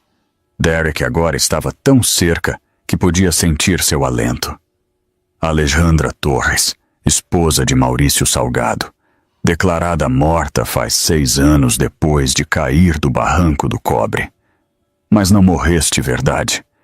De alguma forma sobreviveste. Criaste uma nova identidade. E voltaste para... O que exatamente? Vingança? Alejandra não podia falar. Não podia mover-se. Nem sequer respirar. Verônica sospechou, continuou Derek. Mas eu estava seguro, porque fiz algo que ela não fez. Tomei uma foto tua essa noite no escritório das câmeras de segurança e usei um software de reconhecimento facial. A comparei com fotos antigas de Alejandra Torres. 58% de coincidência. Não é prova absoluta, mas é suficiente, especialmente considerando todas as demais coincidências. Alejandra finalmente encontrou sua voz. Vais matar-me agora, como Maurício intentou fazê-lo? Matar-te seria estúpido, disse Derek. Traria perguntas, investigações, atenção que não queremos. Não, Alejandra, não vou matar-te. Vou fazer algo muito pior. O quê? Derek sorriu, uma sonrisa verdadeiramente maligna. Vou dar-te exatamente o que queres. Vingança. Deixar-te-ei seguir trabalhando na campanha. Deixar-te-ei crer que estás em controle, que teu plano vai perfeitamente. E quando finalmente decidas revelar tua identidade, quando creres que ganhaste, então destruir-te-ei, não fisicamente, algo pior. Destruirei tua credibilidade. Farei que pareças uma louca. Uma mulher mentalmente inestável, que criou uma identidade falsa, que acossou ao homem que a rechazou, que inventou histórias de assassinato porque não podia aceitar que ele a havia deixado. Ninguém crerá isso. Farão-se planto as semilhas corretas, disse Derek. Registros médicos falsos mostrando que estiveste internada em clínicas psiquiátricas. Testemunhos de pessoas dizendo que sempre estiveste obsessionada com Maurício. Provas de que falsificaste documentos, de que inventaste acusações. Tudo por vingança. E a melhor parte, teu próprio filho. Alejandra sentiu medo real por primeira vez em anos. Não te atrevas a envolver meu filho. Caleb Ramírez, disse Derek, saboreando cada palavra. 6 anos. Vive em Hermosillo com sua família adotiva. Um menino feliz, sano, amado. Seria uma pena se, digamos, sua custódia se pusesse em dúvida. Se descobrissem que sua mãe biológica segue viva e é uma mulher mentalmente inestável que o abandonou e agora quer reclamá-lo só para fazer dano. És um monstro. Não, disse Derek com calma. Sou advogado e sei exatamente como proteger meus clientes.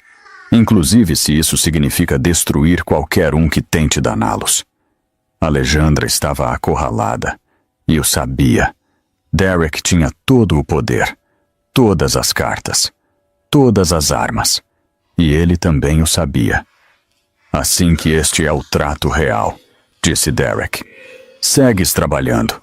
Fazes teu trabalho brilhantemente. Ajudas Maurício a ganhar esta eleição. E quando seja governador, recebes uma generosa bonificação e desapareces. Regressas a Guadalajara, a Sinaloa ou ao inferno, não me importa, mas desapareces. E nunca voltas. A mudança não destrua tua vida, não te quito teu filho e não te mando à prisão por fraude de identidade e espionagem industrial. E se me nego? Então amanhã pela manhã, Maurício saberá quem és. A polícia saberá quem és. A imprensa saberá quem és. E tua vida, tal como a conheces, se acabará. Não terás teu filho. Não terás tua vingança. Não terás nada. Só vergonha, humilhação e uns quantos anos de cárcere. Alejandra fechou os olhos. Lágrimas de rabia e frustração rodaram por suas mejilhas. 6 anos. 6 anos de planeação, de preparação, de dor. Tudo para chegar a este momento. E agora estava derrotada. Necessito uma resposta, Alejandra. Abriu os olhos. Mirou Derek com todo o ódio que pôde reunir. Está bem, ajudarei Maurício a ganhar. Farei o melhor trabalho de minha vida e logo me irei. Perfeito. Derek dirigiu-se à porta e a destravou. E Alejandra, só para assegurar-me de que não faças nada estúpido, vou pôr-te vigilância. 24 horas ao dia. Se intentas contactar a polícia, a jornalistas ou fazer qualquer coisa que não seja teu trabalho, sabê-lo-ei. E as consequências serão imediatas e devastadoras. Entendido? Entendido. Excelente. Agora vete a casa. Descansa. Porque a segunda-feira temos um evento importante e necessito que estejas em teu melhor momento. Depois de tudo, agora trabalhas para nós. Saiu deixando a porta aberta. Alejandra permaneceu de pé no escritório vazio por vários minutos. Logo, lentamente, saiu. Caminhou pelos corredores desertos, bajou as escaleiras e saiu à fria noite de Ciudad Juárez. E ali, sentada em seu auto, finalmente deixou que a desesperação a consumisse. Golpeou o volante. Gritou até quedar-se sem voz. Llorou até que não lhe ficaram lágrimas. Havia perdido, depois de tudo. Depois de tanto sofrimento, tanto sacrifício. Havia perdido. Derek era mais inteligente do que havia imaginado, mais cruel, mais preparado. E agora era sua prisioneira. Prisioneira em uma jaula invisível, onde a liberdade custava o preço de sua vingança. Encendeu o auto. Conduziu sem rumo pelas ruas vazias da cidade. Não sabia para onde ia. Só sabia que não podia voltar a seu departamento. Não, todavia. Não enquanto sentisse essa derrota aplastante. Seu celular sonou. Um número privado. Contestou com voz ronca. Olá? Alejandra, sou eu. Marcos, o jornalista. Havia se esquecido por completo dele. Marcos, eu não o logrei. Derek descobriu-me. Sabe-o tudo. Houve silêncio do outro lado. Sabe que és Alejandra Torres? Sim. E está a chantagear-me. Disse que se não ajudo Maurício a ganhar e logo desapareço, vai destruir minha vida e quitar-me meu filho. Esse homem é perigoso. O sei. Alejandra estacionou em uma gasolinera vazia. Acabou-se, Marcos. Não posso seguir. Não posso arriscar-me a perder Caleb. Entendo. E respeito tua decisão. Mas tenho algo que talvez te faça mudar de opinião. Duvido que algo possa fazê-lo agora. E se te dissesse que tenho uma testemunha? Alguém que esteve no barranco do cobre aquela noite, faz 6 anos. Alguém que o viu tudo. O coração de Alejandra se detive.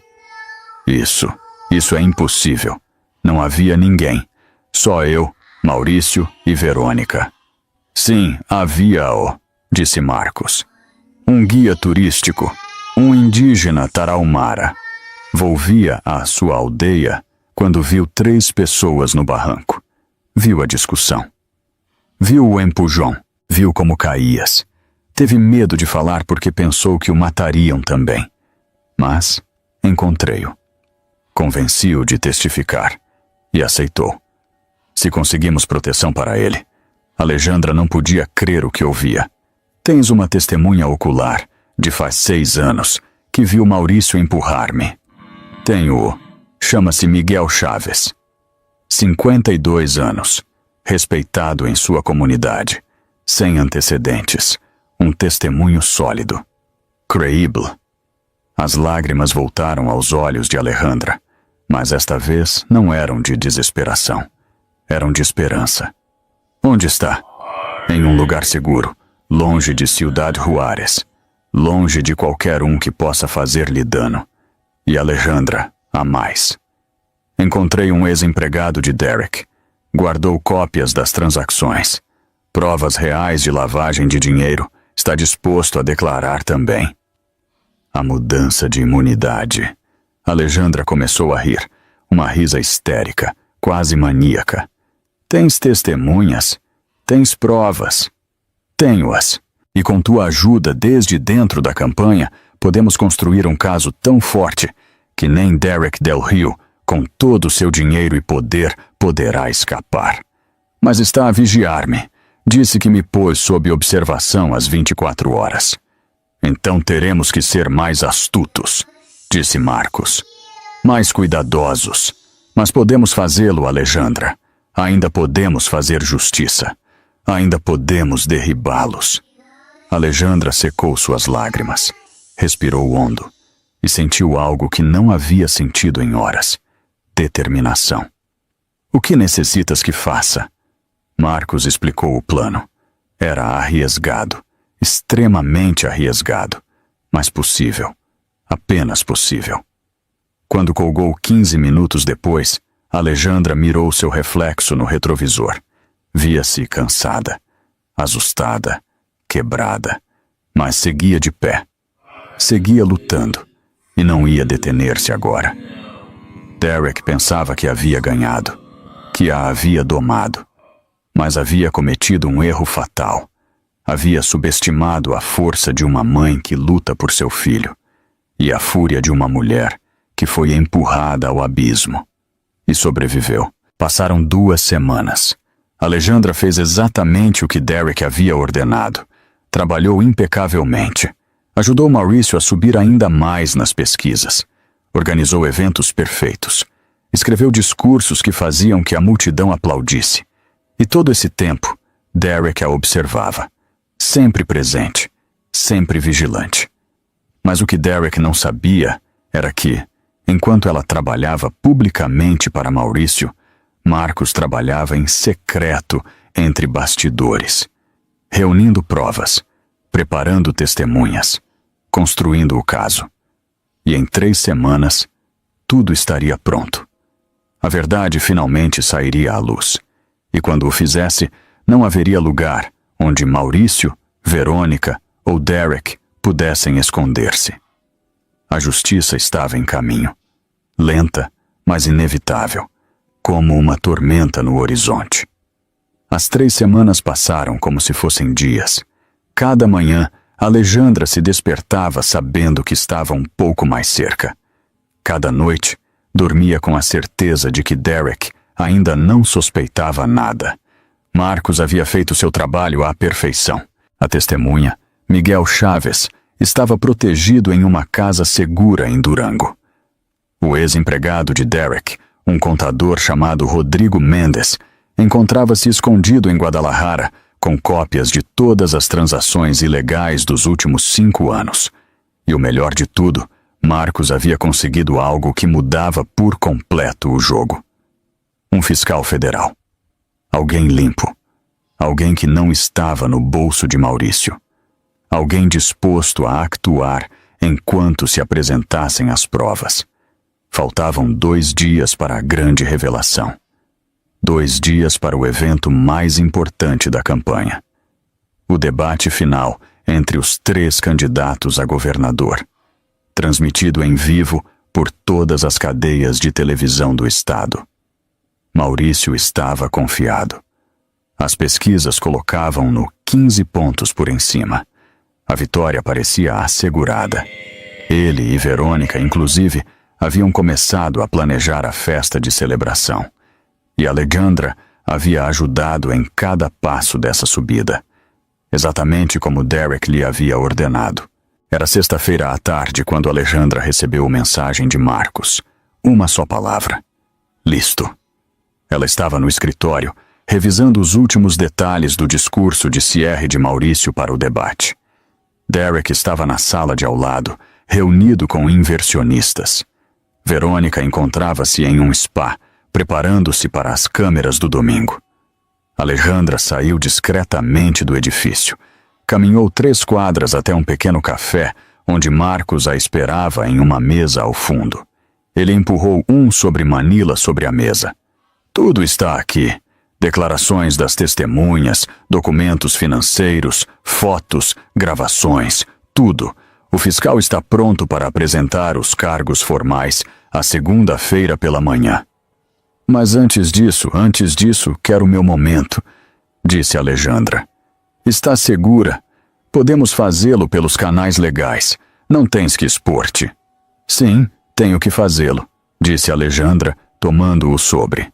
Ele necessita saber que fui eu, que a mulher a quem intentou matar, voltou e o destruiu. Tem que ver meu rosto quando tudo se derrumbe. Marcos assentiu lentamente. Então sabes o que tens que fazer. O sei, disse Alejandra levantando-se. Verei-te no barranco, amanhã pela noite, 00:30. Ali estaremos, câmeras, microfones, polícias encobertos. Tudo ficará documentado. Perfeito. Alejandra saiu do café, regressou ao escritório, terminou de revisar o discurso de Maurício. Sonreiu a Derek quando passou frente à sua porta e enviou mensagens de trabalho a Verônica. E ninguém suspeitou nada.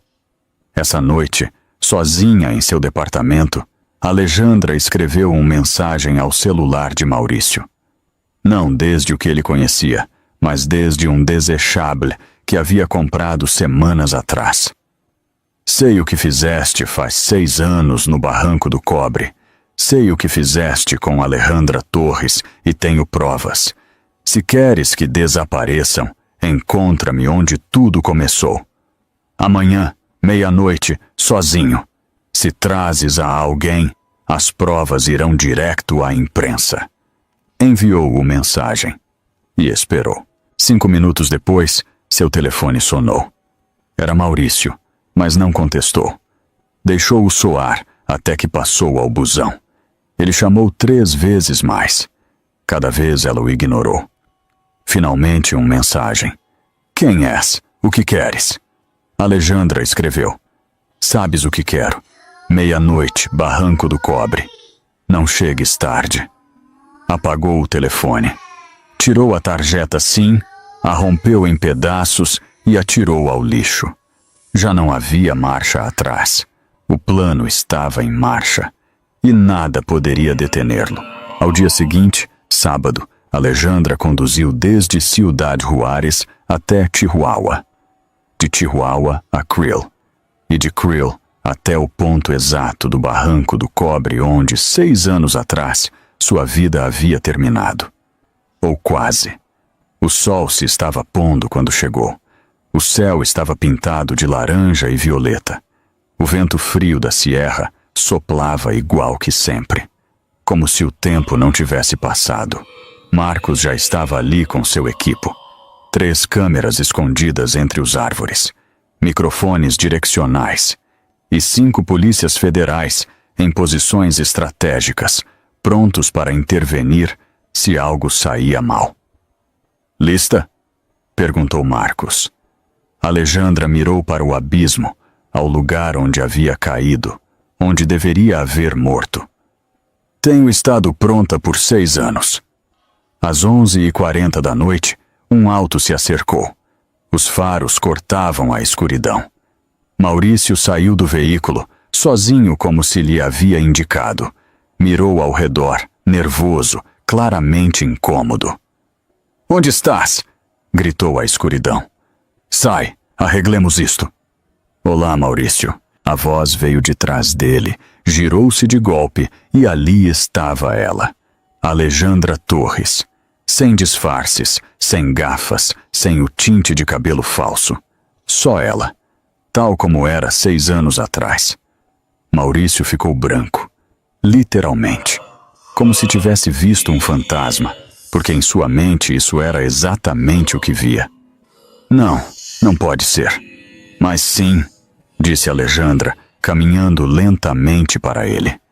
Surpreendido? Tu morreste, vi-te cair. Ninguém poderia sobreviver. Mas sobrevivi, contra todo prognóstico.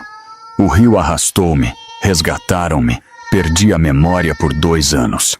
Mas quando voltou, ó Maurício, quando voltou, tudo voltou. A traição, o barranco, tu, Verônica, tudo. Maurício retrocedeu. Temblavam-lhe as pernas. Alejandra, posso explicá-lo? Podes? Riu ela com amargura. Podes explicar por que me empurraste por um barranco enquanto estava grávida de 5 meses? Podes explicar por que elegeste a tua amante em lugar de tua esposa e teu filho? Por favor, estou ansiosa por escutar essa explicação. Foi um acidente.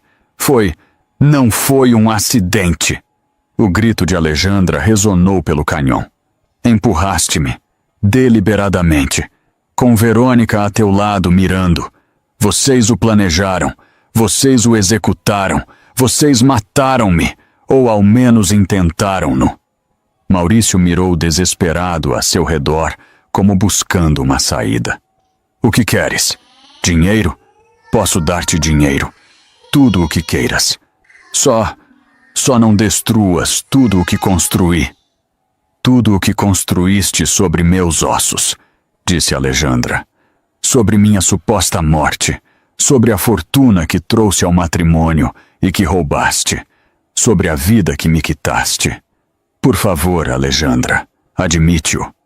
Ela se acercou mais. Admite-o. Di-o em voz alta. Di que me empurraste, que intentaste matar-me. Eu não posso. Di-o! Maurício caiu de joelhos. As lágrimas corriam por seu rosto, não de arrependimento, de medo, medo puro. Está bem, empurrei-te.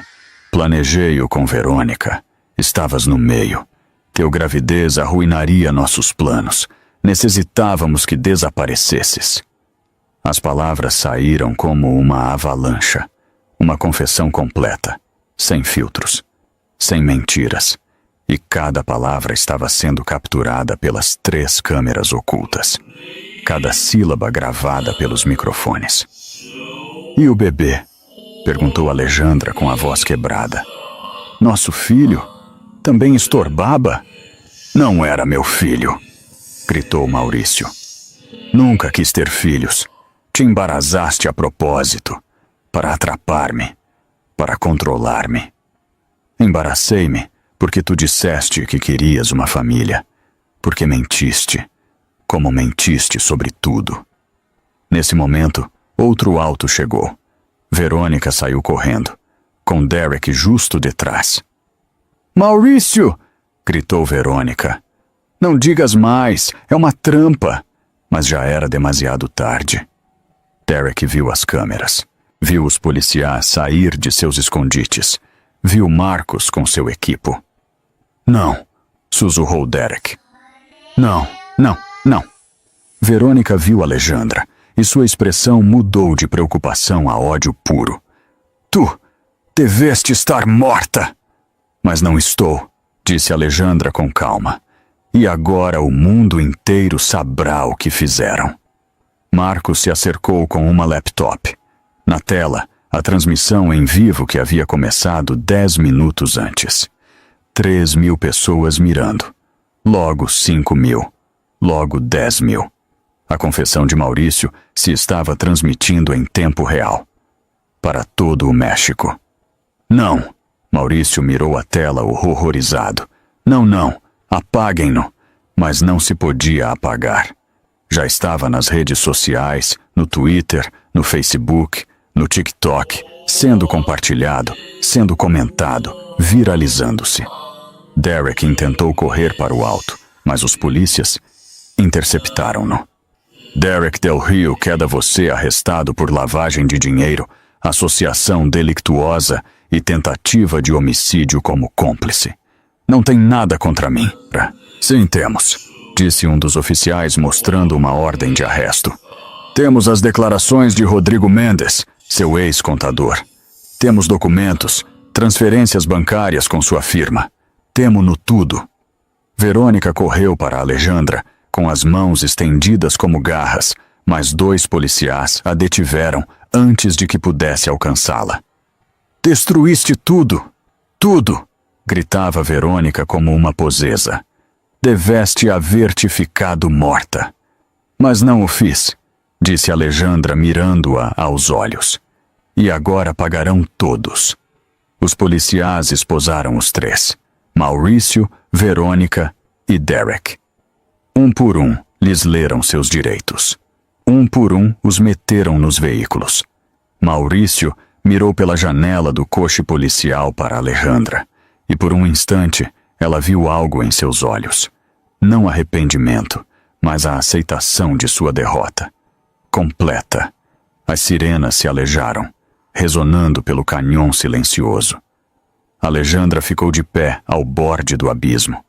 O mesmo lugar onde tudo havia começado, onde sua vida terminou e onde, de algum modo, havia renascido. Marcos se acercou. Logramo-lo. As redes estão instalando. Todos os noticieiros o estão transmitindo. O fiscal já emitiu as ordens de arresto formais. Não há escapatória. Ganhaste, Alejandra. Ela assentiu, mas não disse nada, porque a vitória não sabia como havia imaginado. Não havia alegria. Não havia satisfação. Só vazio. Nos dias seguintes, a história explotou a nível nacional. Todos os jornais, todos os programas de televisão, todas as redes sociais falavam disso. Candidato a governador confessa intento de homicídio em vivo. empresário e advogado arrestados por lavagem de dinheiro e vínculos com o crime organizado. Mulher grávida empurrada por um barranco volta 6 anos depois para fazer justiça. Os titulares não cessavam. Os comentários tampouco. A indignação pública crescia. A campanha de Maurício derrubou-se. Seus aliados o abandonaram. As empresas retiraram seus patrocínios. O partido político o expulsou oficialmente. Derek perdeu sua licença de advogado. Suas contas foram congeladas. Suas oficinas fechadas. Verônica foi exposta como a amante que conspirou para assassinar a esposa legítima. Sua fundação de ajuda a mulheres vítimas de violência foi clausurada sob acusações de fraude. A hipocrisia era tão grotesca que se voltou viral. E através de tudo isso, Alejandra observava. Não com alegria, mas com uma estranha sensação de cierre. A justiça não era dulce, não era placentera, não borrava a dor, não devolvia os anos perdidos, não devolvia a seu filho. Mas era necessária. Uma semana depois dos arrestos, Alejandra estava em seu departamento em Ciudad Juárez, quando recebeu uma chamada. Um número de Hermosillo. Contestou com o coração batendo forte. Olá? Doutora Torres, ou deveria dizer Senhora Torres. Era uma voz feminina, suave. Meu nome é Patrícia Ramírez. Sou a mãe adoptiva de Caleb. As lágrimas subiram de imediato. Sim, sei quem é você. Vi as notícias, vi tudo. E Caleb fez perguntas. É inteligente, muito inteligente para seus 6 anos. E quando lhe mostrei sua foto, algo nele mudou. Como se soubesse, como se reconhecesse. Não pode reconhecer-me. Tinha só dias quando o entreguei. Às vezes as conexões vão mais além da memória, disse Patrícia com dulzura. Senhora Torres, chamo-a porque creio que deveria conhecê-lo. Não para quitar-nos-lo, mas para que ele saiba, para que você saiba, para que ambos tenham a oportunidade de conhecer-se. Se quiser, claro. Alejandra não podia falar. As lágrimas caíam livremente. Sim, encantaria-me, mais que nada no mundo. Então venha a Hermosillo, venha a conhecer seu filho. 2 dias depois, Alejandra estava frente a uma casa modesta, em um bairro tranquilo de Hermosillo. Suas mãos temblavam tanto que teve que respirar hondo 3 vezes antes de tocar o timbre. Patrícia abriu a porta. Era uma mulher hermosa, de olhos amáveis, exatamente como Alejandra a havia imaginado. Senhora Torres, bem-vinda. Por favor, chame-me Alejandra. Alejandra, sonreiu Patrícia. Passe, Caleb está na sala. Está nervoso, mas também curioso. Alejandra entrou. A casa olia a canela e vainila. Havia fotos nas paredes, fotos de uma família feliz, de um menino crescendo, sonreindo, vivendo. E então, o viu. Caleb estava sentado no sofá, com uma camiseta do Barcelona e jeans, seu cabelo oscuro algo despeinado. Seus grandes olhos a observavam com uma mescla de curiosidade e cautela. Olá, disse Alejandra com a voz temblorosa. Tu deves ser Caleb. Sim, respondeu timidamente. Tu és minha outra mãe? Alejandra arrodilou-se para quedar à sua altura. Sim, o sou, mas Patrícia é tua verdadeira mãe. Ela é quem te criou, quem te ama, quem tem estado contigo todos estes anos. Eu só queria conhecer-te, ver que menino tão incrível te converteste. Caleb a observou por um largo momento, logo com a honestidade brutal dos meninos, perguntou: Por que me deste a outra família? O coração de Alejandra rompeu-se. Porque estava muito herida, muito assustada, e queria que tivesses a melhor vida possível. Uma vida que eu não podia dar-te nesse momento. Mas isso não significa que não te amasse. Amei-te desde o momento em que nasceste, e nunca deixei de amar-te, nem por um segundo. Caleb pensou uns instantes. Logo se acercou lentamente. Pareces triste. O estou, mas também estou feliz. Feliz de ver-te, de saber que estás bem, que és amado. Sou amado, disse Caleb com a simples certeza dos meninos. Mamãe Patrícia e papai Javier amam-me muito, mas creio que há espaço para mais amor. Se tu quiseres. Alejandra não pôde contener-se mais. Abraçou-o com cuidado como se fosse o mais valioso do mundo, porque o era, e por primeira vez em 6 anos, sentiu que talvez, só talvez, tudo havia validez a pena. 3 meses depois, o tribunal de Chihuahua estava cheio. Jornalistas de todo o México, câmeras de televisão, curiosos que haviam acampado desde a noite anterior para conseguir um lugar. O caso do século, o chamavam.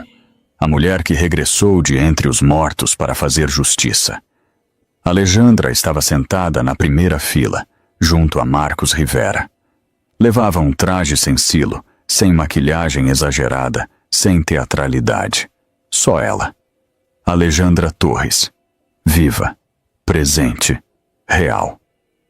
Ao outro lado da sala, Maurício, Verônica e Derek estavam sentados junto a seus advogados.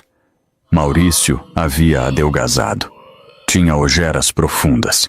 Parecia haver envelhecido 10 anos em 3 meses. Verônica mantinha o menton em alto, desafiante até o final, mas suas mãos temblaram quando a juíza entrou. Derek só mirava ao solo. Derrotado.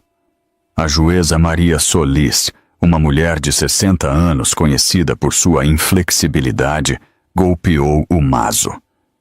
Começaremos com o caso contra Maurício Salgado por intento de homicídio qualificado. O fiscal apresentou as provas. A confissão gravada. O testemunho de Miguel Chaves. O guia Tarahumara, que havia visto tudo. Os informes médicos de Alejandra, que mostravam lesões compatíveis com uma queda do barranco. As fotos que Verônica havia guardado como troféu. Maurício intentou defender-se, alegando que a confissão se havia obtido sob coerção emocional, que estava em choque, que não sabia o que dizia, mas ninguém lhe creu. Depois de 2 dias de julgamento, a juíza anunciou o veredicto. Maurício Salgado, este tribunal o declara culpado de intento de homicídio qualificado. Condena-se-lhe a 25 anos de prisão sem possibilidade de liberdade condicional. Maurício desplomou-se na sila. Seus advogados intentaram consolá-lo, mas ele só llorava. Verônica foi condenada a 18 anos como cúmplice. Derek recebeu 15 por lavagem de dinheiro e obstrução da justiça. Quando os 3 foram levados esposados, Maurício mirou uma última vez a Alejandra. Ela sostive seu olhar, não com triunfo, não com alegria, só com paz. A justiça se havia cumprido. Nos meses seguintes, Alejandra reconstruiu sua vida. Recuperou legalmente seu nome. Recuperou o controle de sua empresa, que havia sido administrada por um interventor durante sua ausência. Vendeu tudo e criou uma fundação para ajudar a mulheres vítimas de violência doméstica. E cada 15 dias viajava a Hermosillo para ver Caleb. Não como uma mãe substituta, mas como uma presença amorosa em sua vida.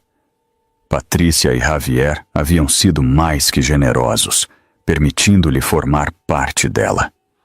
Caleb a chamava tia Ale e sempre corria a abraçá-la quando chegava. Era mais do que havia sonhado, mais do que merecia depois de tudo. Um sábado de dezembro, quase 1 ano depois da queda de Maurício, Alejandra voltou ao Barranco do Cobre. Sozinha esta vez, sem câmeras, sem testemunhas, só ela e o vento frio da sierra. Ficou de pé ao borde do abismo, mirando para abaixo, para o lugar onde devia haver morto. Sacou do bolso uma rosa branca, a mesma flor que havia levado em seu ramo de bodas tantos anos atrás. Te perdoo, Maurício, disse em voz alta suas palavras levadas pelo vento. Não por ti, por mim, porque carregar com ódio só me hiere, e já tenho sido herida o suficiente. Arrojou a rosa ao vazio, a viu cair, girar e desaparecer na escuridão. E então, por primeira vez, desde aquela noite terrível 6 anos atrás, sentiu algo que havia esquecido por completo. Liberdade. Não a liberdade da vingança, mas a liberdade de seguir adiante, de viver, de amar, de ser feliz. Deu a volta e caminhou para seu alto. O vento soprou mais forte, quase como uma despedida, ou talvez uma bênção. Enquanto conduzia pela estrada sinuosa bajando da sierra, seu telefone sonou. Era Caleb, em videolamada. Tia Ali, meti um gol hoje no treinamento. 3 gols. Ela sorriu, uma sonrisa genuína, cheia de amor. 3 gols? És um campeão. Vais vir ver-me jogar o sábado? Não me o perderia por nada do mundo. Prometes-o? Prometo-o. Quando colgou, Alejandra mirou pelo retrovisor. O barranco do cobre desvanecia-se na distância. O lugar onde tudo havia terminado e onde tudo havia começado. A verdade sempre volta. A justiça pode tardar, mas chega. E a força de uma mulher que sobreviveu ao impossível é inquebrantável. Alejandra Torres havia morto nesse barranco 6 anos atrás, mas havia renascido, mais forte, mais sábia, mais livre, e sua história, agora conhecida em todo o México, converter-se-ia em uma lenda, uma lembrança de que não importa quão profundo caias, não importa quão oscura seja a noite, sempre há uma oportunidade para voltar, para lutar, para vencer. E ela havia vencido, finalmente.